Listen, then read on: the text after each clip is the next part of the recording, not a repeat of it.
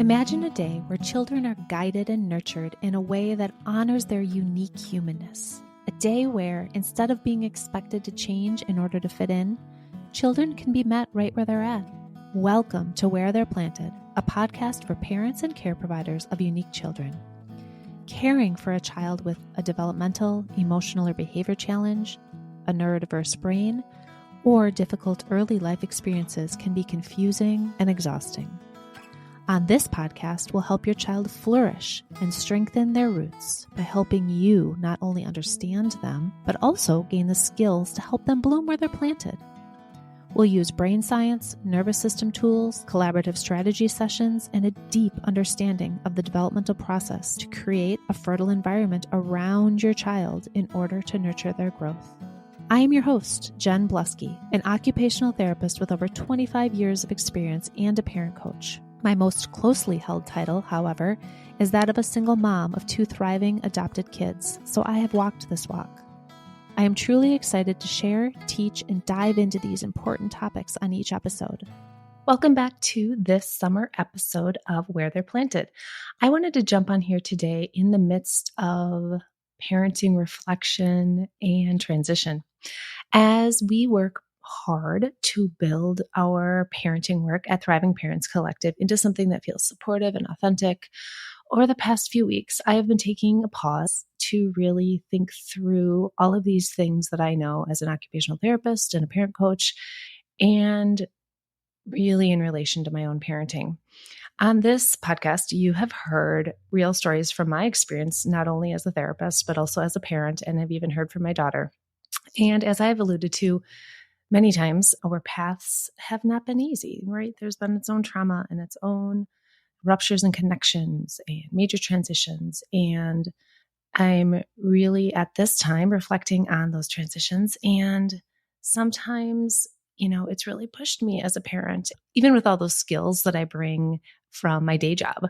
So I am on the cusp of another parenting transition. My second child is getting ready to leave the nest in a few short weeks here from this recording. And through all of these mixed emotions, where time is both standing still and going incredibly fast, I have been reflecting and reminding myself to take the pause that I ask so many parents to take and settle deep into myself about how to be sort of that grounded, safe, stable base for my child as she works through the transitions.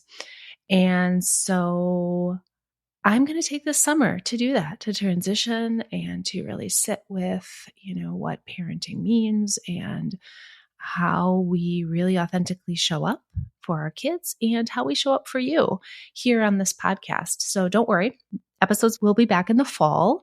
And I'm actually really excited to have a whole new lineup of things for you guys to listen to. But like I said, today, I wanted to offer some reflections on this cusp of my children leaving the nest. And the reflections I am thinking about are what I wish I knew looking back as a parent. If I were able to tell myself some things, when my kids were 3 or 5 or 12, and, really about if you could feed forward to this moment when you're about to launch these kids, what's really important, what skills are popping in and where to put the focus, right? Because like I said, childhood and time when you're parenting both goes incredibly fast and incredibly slow. And sometimes it's tricky to slow down and catch up to what you're doing in the day-to-day with your kids.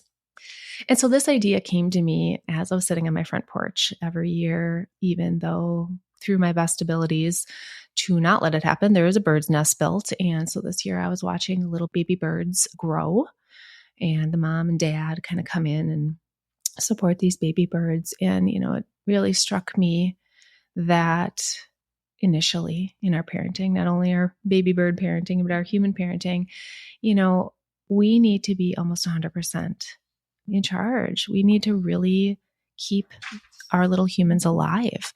I was watching over the weeks how, that mom and dad baby bird would stay on the nest constantly and would, be back and forth feeding. And then something happened that really struck me. One day, those birds were gone. And, in my mind, I thought, well, they flew out of the nest, they're off living their best life. And, there they go. And what ended up happening is those little baby birds stumbled or fell or jumped or were knocked out of that nest and spent the next week hanging around our yard, trying to learn how to be an adult bird, right? And what really struck me is that when we launch our kids, they're not ready. And so what can we do to ensure that our kids are ready? And in the case of these birds, it was fascinating because my dogs would periodically try to play with the birds. And each and every time that mama bird, even though she wasn't there taking care of those birds anymore, would swoop right in, was watching from afar, and would swoop right in and support. And because those birds couldn't yet effectively fly, they would try and then they would fall and then they would try and they would get 5 feet. That mama bird watched from afar and came in to support just enough to allow for that launching. And it's something that really struck me. It's something I think in our parenting, especially if we're parenting kids with unique profiles, is there's all this clutter of what kids need to learn. And it hit me of what it really means to launch into adulthood, and how that when our humans launch, they are really not fully grown, right? Our brains don't fully develop until we're 25. And so what does that mean to have this period where our kids are launching, but they're not ready? And what do we need to do to set our kids up to go through that phase, just like those baby birds went through that phase? I've been doing a lot of reflecting, and gosh, what I wish I could have told my younger parenting self about what my kids needed and where to put my focus some of the time. And so I have a few things here for you today. The first that is becoming so apparent to me and is something that we've talked about so much on this podcast is parenting is really the practice of letting our kids fail just enough. And so what that means is if our children never feel that distress of needing to figure it out or to try it again or to think it through, it's going to be really hard to launch. It's going to be really hard to fly out of that nest knowing that you're probably going to fall, right? Not fall too much, not get too hurt, be able to get back up, but the ability to practice letting our kids fail. And when I really think about that for my parenting self of a 3-year-old, that is taking a pause when they're trying to do something that, they're probably going to fall down, or taking a pause when they don't study hard enough for a test and, probably going to have the consequences of the grade that they get. And what that means in our parenting of being just close enough to catch, right? Just close enough to catch from anything really bad happening, but yet far enough away that our kids can experience that. And right, that's different at different developmental stages. A 3-year-old, you might be in arm's reach at all times, but for 15-year-olds, you're often not real close at all. And so what that leads me into is the next thing that I've really been reflecting on in parenting and what it means to launch our kids. And at the end of the day, I think that our kids hope that they can turn to us. And I hope that the connection is strong enough that they can rely on themselves. But when push come to shove, we're here. And so what does that mean? How does that look? How do we set that up for our kids? Because in adulthood, we really can't step in and do anything for them. They're adults. But as they grow and as they age, what does that mean that they can turn to us in times of distress, or turn to us when things didn't go right, or turn to us when they're having an unexpected emotion? And from my perspective, what that really means is that we have set up a strong connection where they are seen and heard. We've set up a connection where our kids are able to know that we're going to receive them through some sort of regulated connection, no matter what. And so again, as I think about my kids when they were 5 and 7, and we were going through some really, really, really big meltdowns. And that ability to turn toward afterward without getting shame, that ability to turn toward for support as opposed to turning away from, that is really what I think about, is what started setting up that connection. And that wasn't always easy. And that doesn't always happen perfectly. It happens perfectly almost never, right? But that's what I am thinking about that turning toward, right? Of our little bit older ones, go off to the park and do something that they regret.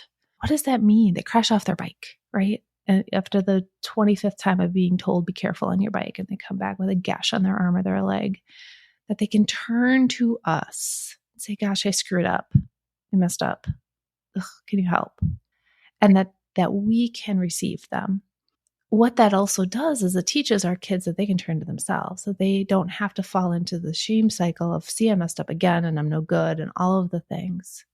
And so what can we do now to let our kids know that they can turn toward us in distress, that they can turn toward us when things don't go right, when they don't do something right, so that as they start to launch into adulthood and probably get it wrong quite a few times, that they know we're still here.